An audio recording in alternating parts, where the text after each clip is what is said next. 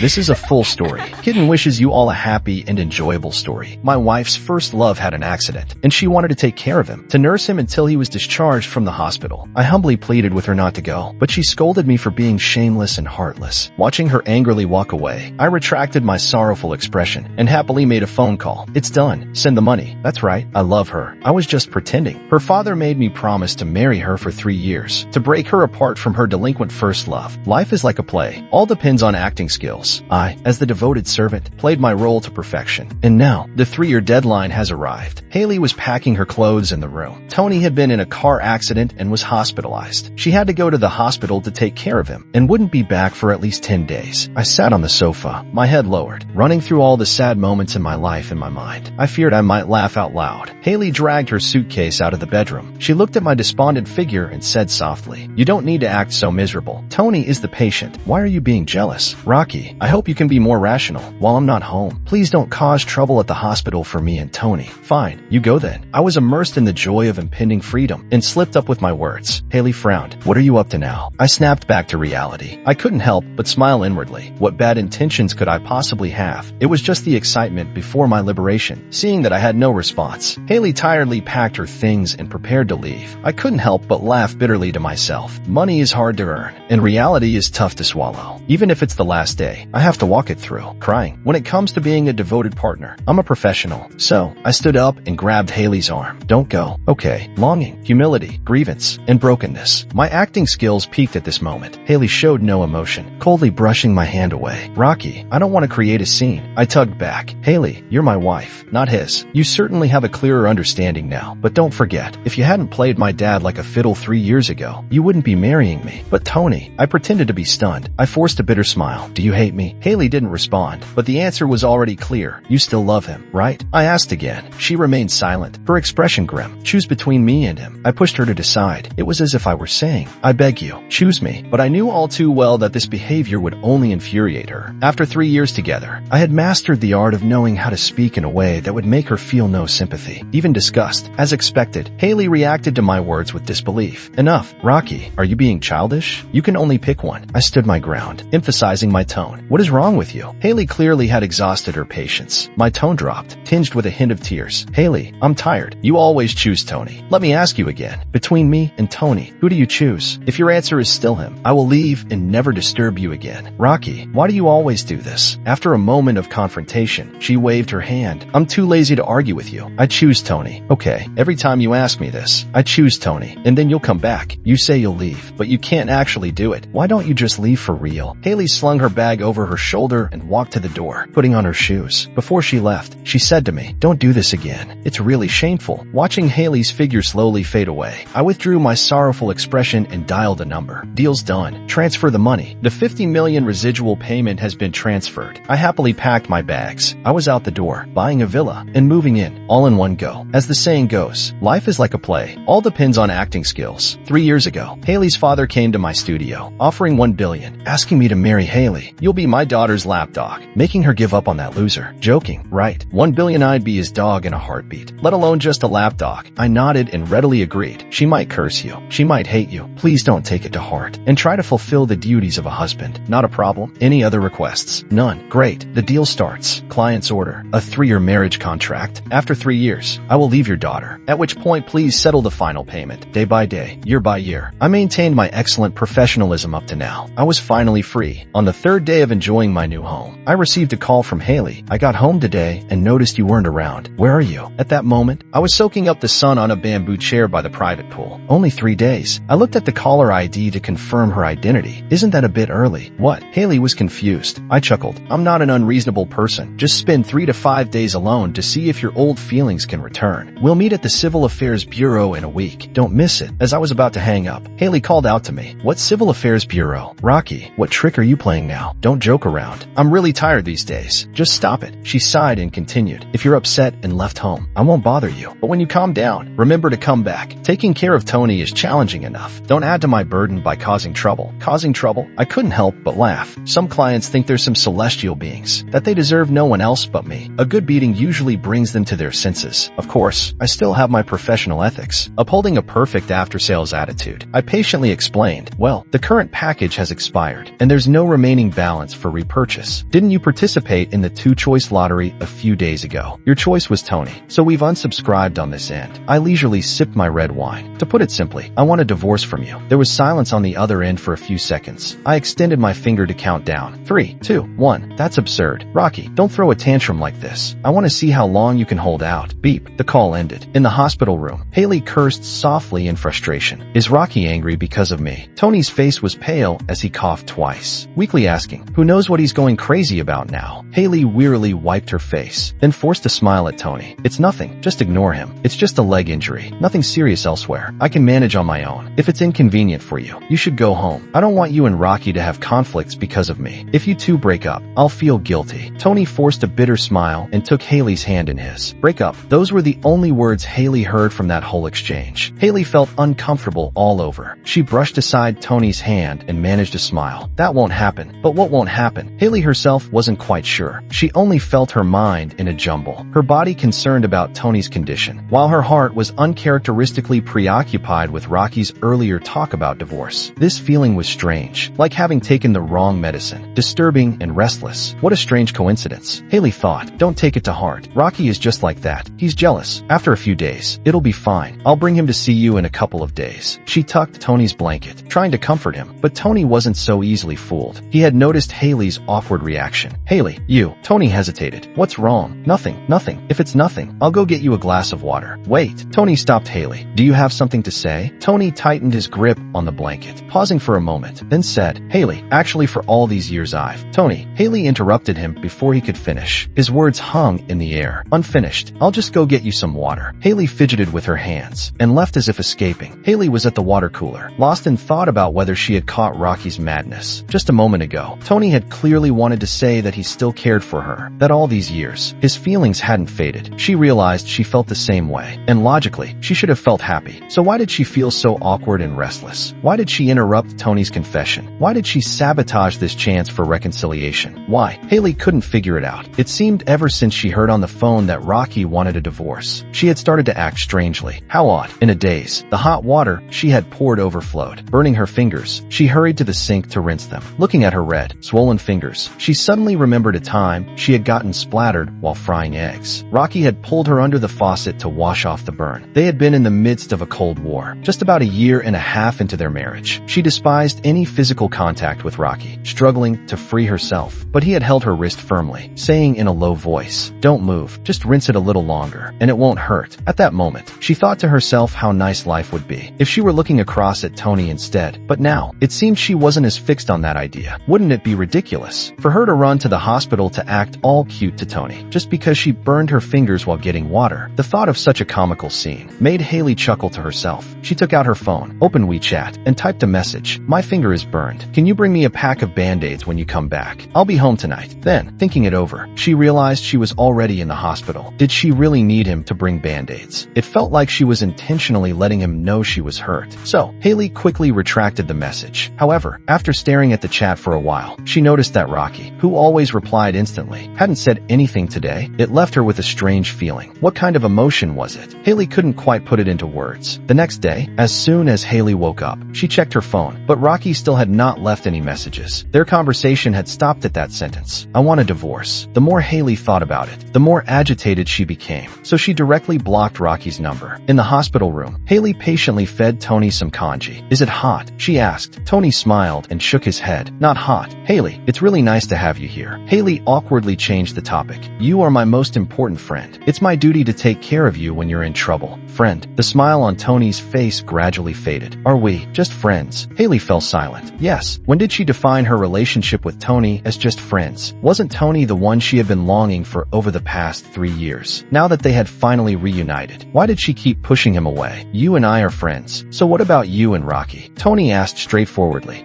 Haley hesitated. She herself wasn't sure what her relationship with Rocky was. This loveless marriage was bound to end without a trace. But now it seemed that Rocky had already exited the stage, while she, the latecomer, was still struggling desperately. Haley had thought that Rocky was just an insignificant presence in her life. But now she truly felt how flustered she was. The moment Rocky mentioned the divorce, seeing Haley's indecisive expression, Tony firmly held her hand. Haley, if it weren't for Rocky, we should have been together long ago. You said you didn't love him. I don't want to talk about this right now. now? Haley hurriedly withdrew her hand. Just rest well. I'll go outside for some air. The weather outside turned cooler. Yellow sycamore leaves scattered everywhere. Haley remembered the first autumn she spent with Rocky. At that time, their relationship was strained. Haley ignored Rocky's affections, while Rocky poured out his heart unilaterally. Haley knew that she couldn't blame Rocky entirely for their marriage. Her father had vehemently opposed her relationship with Tony, threatening that if they insisted on getting married, he would act as if he had never had a daughter. When Tony heard this, he realized there was no benefit to him in the H family. Using Haley's father's obstruction as an excuse, he actively broke up with her. In retaliation against her father, Haley randomly married someone she pulled off the street, and that someone was Rocky. She thought this action would provoke her father, but to her surprise, he only smiled and said, "As long as you can move on from Tony, I wish you well." Haley was confused. This was entirely different from what she had imagined. She panicked. She wanted a divorce again, but Rocky refused. Her father strongly supported Rocky, saying that if she divorced him and sought out Tony, she should never come back. Haley hesitated. On one side was her recent ex-boyfriend who brought her novelty, and on the other was her beloved family. In the end, she chose the latter, but the unattainable only stirred more unrest within her. This choice made her suffer deeply. Every time she saw Rocky smiling at her, she was reminded of the dead emotions she once had. So, she could only vent her resentment on Rocky. But now, thinking back, it was really unfair. A dry leaf fell on Haley's clothes, interrupting her thoughts. She took a deep breath, pulled out her phone, and removed Rocky from her blacklist, calling him. The phone rang for 30 seconds before it connected, and a lazy hello came through. Haley felt her heart leap to her throat, the anxiety almost suffocating her. "Where are you? I want to see you," she said. "Who are you calling?" Hang up,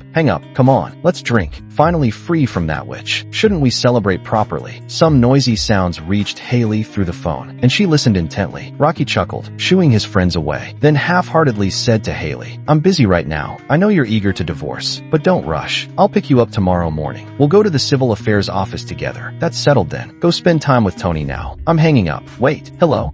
In the end, Rocky hung up. He left her with nothing but excuses, not even a single word of comfort. Haley stared blankly for a long while, finally realizing the person who had cherished her for 3 whole years no longer wanted her. The music in the bar was loud, with glasses clinking. The shining lights cast our shadows on the cups. "Aren't you going to ask what that fierce woman wanted with you?" my friend asked. I shook my head and chuckled. "Who knows? I didn't catch what she was saying. Anyway, it's probably about divorce again. I'll go to the Civil Affairs Bureau with her tomorrow, so she won't keep nagging me." Exactly. The sooner you get it done, the better. Having that certificate around makes it difficult to meet girls. We exchanged a knowing smile. I lost track of time, not sure how many drinks I had, until I was tipsy, staggering as I walked. I pulled out my phone, randomly selected a contact, and dialed the number. "Hello, I'm drunk. Can you come pick me up?" There was silence on the other end. Thinking my phone was broken, I tapped it hard and said, "Can you hear me?" "Oh, if you're busy, I can call someone else." "Wait." The voice on the other side quickly interrupted me. "I'm free. Where are you? Send me your location. I'll come get you." I sent the location as instructed, then slumped onto the bar and fell asleep. 20 minutes later, a woman arrived and helped me into her car, trekking unsteadily as she dragged me back inside my home. "Sit here and don't move. I'll go make you some hangover soup," she said, pointing at the sofa. I nodded hazily. After a while, the woman returned with a bowl of soup. "Drink up," she urged me. I looked up at her, but I couldn't see her face clearly. I only knew she had a curvy figure, a beautiful one at that. "Your figure is really nice." I grinned broadly. The woman seemed a bit uncomfortable. She gave my face a gentle slap. "Rocky, look closely. I'm not Haley." "Haley?" I blinked. "Who is she?" There was a pause, and the woman sighed. "I really can't tell if you're genuinely drunk or just pretending," she muttered to herself. At 2 in the morning, I slowly woke up. I saw a woman lying beside my bed. I was startled. After taking a closer look at her face, I realized it was my old classmate, Serena. Serena and I attended the same high school, and we used to sit next to each other, true to her name. She was a quiet and elegant girl. Aside from being reserved, she was almost perfect. I had a pretty good time with her in high school. After graduation, we went our separate ways, and our contact dwindled, but occasionally, during group messages, we would take that opportunity to chat a bit. However, after I married Haley, Serena almost stopped contacting me. In subsequent school reunions, I rarely saw her again. We had lost touch just like that. If it weren't for me getting drunk and misdialing today, we probably wouldn't have crossed paths again. I got out of bed and carried Serena to my bed. Then I took off her shoes and covered her with a blanket. Serena murmured a few times. Her long eyelashes trembled slightly. She might have sensed my touch. As she woke up, "Did I wake you?" I scratched my head, feeling a bit guilty. "No." Serena sat up and asked me, "Are you sober now? Does your head still hurt?" "Not really, thanks to your hangover soup." I smiled at her. "Sorry for suddenly calling you over tonight." "It's okay, but you rarely drink so much. Did something happen?"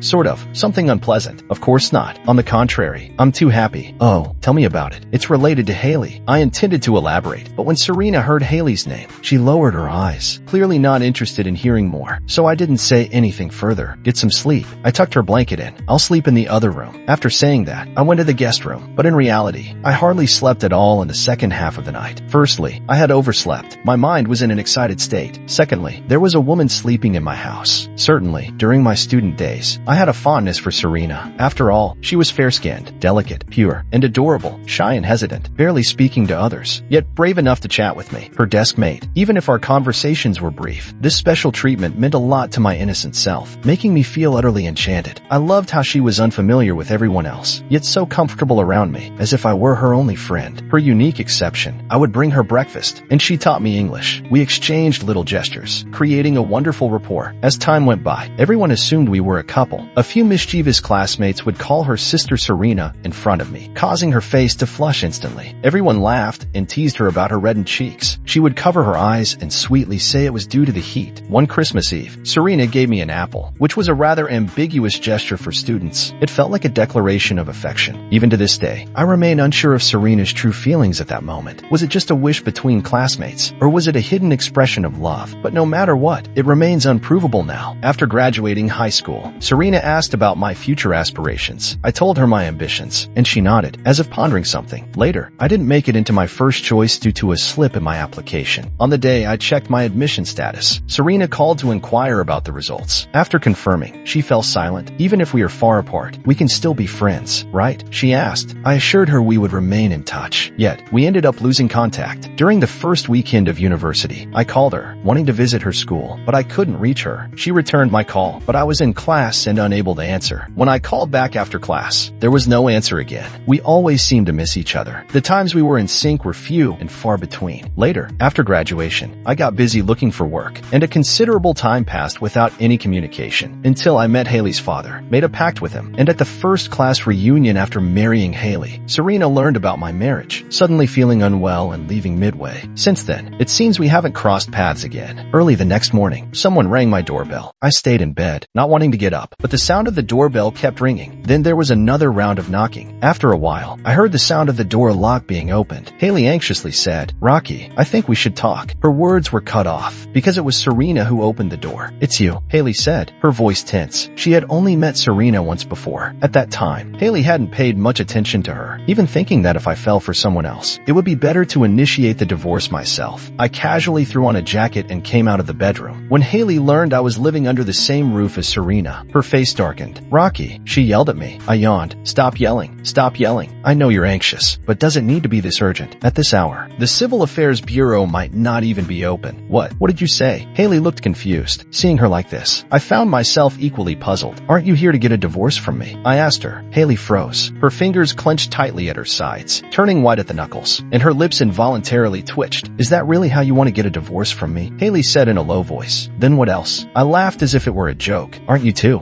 She looked down, avoiding my gaze. "What's wrong?" I scratched my head. "Is it too soon? Your urgency doesn't help. Didn't I just say? They aren't even open yet. Why don't you sit in my house while I take a nap? And when it's time, I'll go with you to get the paperwork done." "Rocky, what about me?" Haley glanced at Serena. "You're getting a divorce with me for her." I followed her gaze and saw Serena looking somewhat awkward. "Sorry, I didn't mean to interrupt. I'll just leave now." Serena picked up her bag, wanting to leave, but I stopped her. "Where do you think you're going? Don't leave. I still need to treat you to a meal." Serena and Haley both looked at me. "What's wrong? Are you reluctant?" I joked with her, gently smoothing her messy strands of hair, just like in high school. Back then, her hair was also quite unruly, with a lot of flyaways, making it prone to tangles. I often tied her hair for her. You see, a girl's hair is as important as her lips. Not everyone can touch it casually, but I was different. My fingers slid through her hair, each strand carrying the scent of shampoo. We exchanged smiles. Realizing how simple and beautiful the past was, Serena stood still, bewildered, letting me fix her hair, obedient as a plush rabbit. However, Haley seemed a bit unhappy. Irritated, she swatted my hand away, deliberately saying, "I'm in a hurry. Don't do unnecessary things in front of me." I glanced at my watch. We still had a little time. Driving from my house to the Civil Affairs Bureau should be enough. "All right," I nodded. "I'll change clothes. Then we'll head to the Civil Affairs Bureau." "Are you really going to?" Haley frowned. "Didn't you say you were in a hurry?" I retorted. She was acting oddly today, contradicting herself. It was perplexing. "I got it." Haley lowered her head. I had no idea what she was thinking, and I couldn't be bothered to figure it out. All I knew was that I was getting a divorce. I was going to regain my freedom. After getting ready, Haley and I went to the Civil Affairs Bureau, while Serena stayed home waiting for my return. "Are you sure you want to leave?" As we arrived at the bureau, Haley suddenly asked me, "Of course, isn't this what you wanted?" Then, if I stop hesitating, "Let's go." I checked my watch, interrupting Haley's words, and pulled her to join the queue. Fortunately, there weren't many people at the Civil Affairs Bureau in the morning, which didn't waste too much of my time. After quickly completing the process, I was ready to head home, but Haley grabbed my arm. "Aren't you going to see me off?" I scratched my head and pulled out $100 from my pocket for her. "Take a taxi. Serena is waiting for me at home." Haley was taken aback. Her heart trembled slightly, and she pulled her fingers back. She wanted to ask, "Is Serena more important than her? Can I really just send her away like this?" After a moment, she looked up slightly, wanting clarification, but I had already started the car and driven away, leaving behind a cloud of exhaust. In the pause at the traffic light, I surprisingly felt an inexplicable excitement. The once tedious route home now seemed highly anticipated. My phone rang, and the caller ID showed Serena. I answered cheerfully. "What's up? I'm almost there." "Rocky, I'm sorry, but I might not be able to have dinner with you. I have something urgent." Serena's voice was filled with guilt. That's fine then." My heart sank suddenly. It would be a lie to say I wasn't disappointed. After all, it was a rare chance to reunite with the girl I'd had a crush on in high school. I thought this would be a new beginning, but it turned out to be just a fleeting moment. But on second thought, if we were truly meant to be, we would have been together a long time ago. Instead of constantly missing each other, it's really just a matter of fate. However, dwelling on it isn't my style. I genuinely hope to develop something with Serena, but if there's really no possibility, I won't remain trapped in the past. But, if you don't mind, would you like to come to my house for dinner tomorrow? Serena's voice remained soft and sweet. I was lost in thought upon hearing her. Not hearing my response, she became flustered. "Well, it's okay if you can't come. We can always meet another time." Her voice grew fainter. The green light turned on, and I resumed driving. She paused, and finally quietly said to me, "I still hope you can come." Serena's voice slowly came through the phone, like an ambiguous kiss. I chuckled and said, "Okay, send me the location. I'll be there on time tomorrow." The next day, I arrived as promised. The dishes were all ready, cooked by Serena herself. "Taste it and see if it suits your palate." Serena looked at me with hopeful eyes. Under her gaze, I took a bite. "Delicious. The one who marries you in the future will be lucky," I joked. To my surprise, before I could say much more, her face turned red. As our eyes met, she suddenly lowered her head, which was quite adorable. Her expression at that moment resembled the time in high school when I sneakily pulled her to the back of the classroom after school when there were fewer people. She had blushed back then too, even more than now, her long, delicate hands alternating between covering her eyes and her lips, unsure of what to do. "Rocky," Serena hesitated. I leaned in slowly, planning to confess to her ahead of time, but I ultimately overestimated my courage. "You have a dried leaf stuck in your hair." I pretended to cough, ruffled her hair. Serena blinked her innocent big eyes. Looking at me, I said, "You have a dried leaf stuck in your hair." I repeated, regretting it deep inside. Serena bit her lip, lowering her gaze. "Oh, so that's all it is." She always had that cute, silly way of crashing into my heart. "What are you thinking about?" So engrossed. Serena suddenly leaned closer to ask me. Her expression was genuinely cute, and I couldn't help but pinch her cheek. Perhaps the earlier memories were too beautiful. I didn't realize how abrupt and ambiguous this action was. I froze. Serena froze too. The two of us seemed to hit the pause button, gazing at each other for a long time. Ahem. I coughed twice, turned my head away. "This dish is pretty good. Eat more." Serena looked down at her bowl of rice, picked up a small piece and put it in her mouth, but she chewed for quite a while. At the dinner table, Serena and I chatted a lot, from our 3 years as deskmates in high school, to studying at different universities, and then eventually graduating and going our separate ways, rarely keeping in touch. In our youth, it was so easy to have a crush, carrying my hidden feelings. I unknowingly spent those 3 years. Each time I daydreamed in class, a glimpse of Serena's pure side profile would come into view. On hot summer days, with the sound of cicadas in the air, her forehead would glisten with fine beads of sweat, and even the loose school uniform couldn't hide her fully developed figure. I was almost entranced. The teacher would thump my head with chalk, scolding me for not paying attention in class. I didn't hear anything else, only remembering Serena pointing to the textbook, using her lips to tell me to focus. Old memories flooded back all at once. The meal lasted a long time. As the sky darkened, Serena was in the kitchen clearing the dishes, while I sat on the sofa, admiring the decorations in her home. I turned my head and saw the little Totoro figurine that I had given her sitting on the top shelf of the bookcase. After all this time, the figurine had faded, but she kept it well. I walked over to take a closer look, and Serena followed, standing on her tiptoes, trying to take it down. "Do you remember this doll?" It was during the mock exam. Before she could finish, she stumbled slightly, almost losing her balance. I hurriedly reached out, steadying her by the waist, and my body instinctively pressed against her thigh. Our posture was so intimate, with our breaths intertwined intertwining, and our bodies heating up. Adults are much more direct in matters of feelings than when they were young. When the mood is right and emotions are aligned, certain things naturally happen. A night of joy. The next day arrived. The sound of birds greeted a brand new day. I held Serena in my arms, kissing her forehead. Wake up, sleepyhead. Serena snuggled closer. Just a little longer. I smiled and gently pressed her down. She froze like a startled deer, holding her breath as she looked at me. What's wrong? Just a little longer. I caressed her silky hair. That's what you said. Later, we got up to wash up. While I was getting dressed, Serena's phone rang, with no name displayed. Serena, your phone. I called out to her from the bathroom. Oh. Serena responded and came over to answer it. Rocky isn't home. Did he tell you about his schedule? Haley's voice came from the other end of the line. Her tone was icy, laced with disdain and anger. Oh, he. Serena looked at me. I took the phone. I was with Serena last night. Didn't you already finalize the divorce? What more is there? What are you saying? Haley raised her voice. She stood frozen, unable to believe it. A buzzing filled her ears, as if she couldn't hear anything else. She didn't understand why, despite her past tantrums. I had always been patient and caring, but this time felt different. She finally remembered my tenderness, finally felt something for me again. But just when she decided to mend this relationship, why was it all falling apart now? Is it really necessary to be so surprised? It's not Tony. I chuckled. You come out. Let's meet. No, I'm planning to spend the day with Serena. If you have any matters regarding the divorce to discuss, just message me on WeChat. I will check it later. Rocky, Haley shouted. She felt a sharp pain in her heart, her fingertips cold and trembling. Like fire and ice were enveloping and consuming her from both sides. She felt both scorching and bone-chilling at the same time. She didn't know what to say. Even her roar felt so pale and powerless. She truly believed that Rocky would never leave her. She even pondered, what does it matter if she goes through with the divorce? What does it matter if she reunites with her first love? As long as she took the initiative and made her feelings clear to Rocky, everything could be discussed. But the reality was the opposite of what she imagined. She could already guess that Rocky and Serena might have rekindled their old flame. And as a divorced ex-wife, she didn't even have the right to entangle or plead. Haley pressed her lips tightly together, lowered her eyes, and said in a hoarse voice, come out, let's meet. The usually cold and proud her was now humbly begging. Yet even so, all she received in return was a voicemail after the call was disconnected. She sat there dazed on the sofa. What should I do? Who can tell me what on earth I should do? Haley thought, heartbroken. Haley, what's wrong? Why are you unhappy? Suddenly, her father, Bame, walked over to ask. Haley looked at him in despair. Dad, I've divorced Rocky. Oh, divorced. Bame nodded with a smile. Divorce is good. Later, Dad will find you someone better. Haley broke down entirely upon hearing this. But I only like Rocky. I only want him. Haley cried out loud. Her father was stunned. You.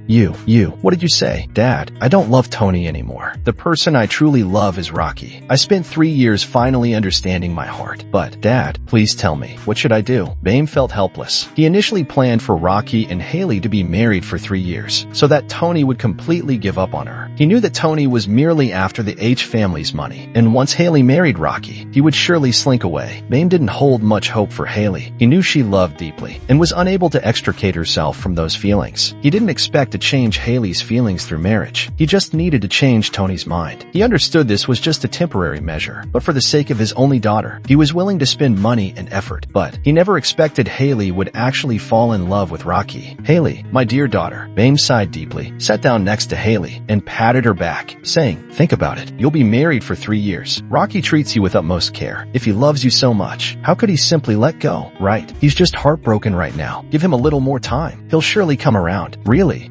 Haley looked at Bame with tear-filled eyes. Bame turned his head and said, of course it's true. Listen to Dad. Why don't you take a nap? Maybe when you wake up, Rocky will come looking for you. Feeling this made sense, Haley wiped her tears and headed to her room. As soon as Haley closed her bedroom door, Bame hurriedly took out his phone, dialed a number. Hey, Rocky. Haha, how have you been lately? Come over for dinner. My treat. Oh.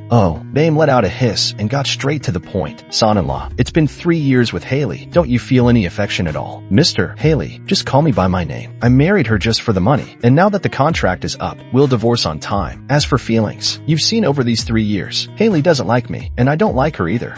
What's wrong? If this is about the contract, feel free to say it directly. Oh, it's nothing. Just, do you think we can renew the contract? Renew. Yes, renew. I chuckled. Mr. Haley, I remember telling you at the start that I don't do repeat business, but, Dad, Bame's words were cut short by Haley bursting in. Who are you on the phone with? Rocky, what were you just saying? Haley felt a moment of emptiness in her mind. She clearly heard the words exchanged between Bame and Rocky during their phone call. Contract, marriage, renewal. She couldn't dare to connect these words together. She couldn't bear to think about it. It was too absurd. No, it wasn't like this. There must be some misunderstanding, right? She must have missed something important, right? right? Their marriage was definitely more than just a piece of paper, right? Yes, it had to be that way. She frantically ran out of her house, and even though Bame was calling her back, trying to explain, she chose to ignore him. The only thing she wanted to do now was find that person, to confront him face to face. Haley stumbled as she rang the doorbell at Serena's house. At that moment, Serena and I had just finished getting ready, planning to take her out for dinner. Serena opened the door and saw Haley's disheveled appearance, her face filled with surprise. Is there something wrong? I'm looking for Rocky. I stood protectively behind Serena. Is it urgent? Did you really have to come all this way? The instant Haley saw me, all her reason vanished completely. She bit her lip and tried to hold back, but tears continued to flow uncontrollably, like a flood released from a dam. Rocky, I miss you. She carefully reached for my hand, only to have it swatted away. Didn't take your medication today. Why are you freaking out and coming here? I genuinely felt bewildered. In fact, it made me a bit nauseous. Haley stood there, stunned, her mouth slightly agape. She looked at me with a dazed expression. After a while, she said, Rocky, I know I was wrong. I shouldn't have left you alone. I shouldn't have gone to find Tony. I really know I was wrong. Can you give me another chance? Please. I don't care about you and Serena getting along. I don't care about what you've done. I just want you to be by my side. Rocky, I'm begging you. Don't leave me. Okay. Haley's unusual behavior caught me completely off guard. I never expected that just a piece of paper could provoke such a reaction from her. But did she truly love me? Or was it just her discomfort from my sudden departure? Or perhaps she felt humiliated upon discovering that my love for her was only because of that contract was to say. A person's feelings are complex. I believe even Haley herself didn't quite understand what she really felt for me. Haley, stop begging like this. You saw it yourself. I'm with Serena now. There's no possibility for us, I said. Haley tightened her fingers and glanced at Serena. With a trembling voice, she asked me, do you really feel nothing for me? Not even for a moment in these 3 years? No, I answered honestly. Haley's breath caught in her throat. She moved her lips slightly, giving a bitter smile. So, that contract was real. You married me just because of it. Yes, only because of that. With that, I took Serena's hand and walked past her. Before leaving, I reminded her, I've said everything I needed to say. I hope you won't disturb us again in the future. Haley seemed to understand and didn't follow us. She simply stood there, letting the anguish and bitterness choke her throat. Through her tears, she suddenly laughed. So, I didn't lose him. I never had him at all. After that, Haley never appeared before me again. Perhaps she had some self-awareness. Meanwhile, Serena and I began our life filled with happiness each day. The end. If you like Kitten's story, please follow and like it. Updated every morning at 9 a.m.